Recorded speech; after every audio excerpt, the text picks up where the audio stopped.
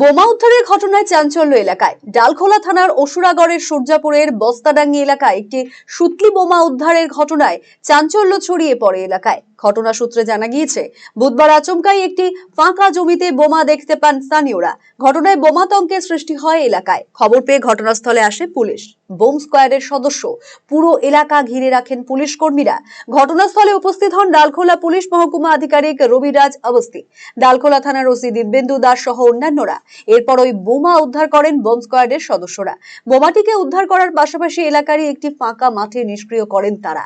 এলাকায় আরো কোনো বোমা মজুত রয়েছে কিনা সে বিষয়ে তদন্ত শুরু করেছেন পুলিশ আধিকারিকেরা।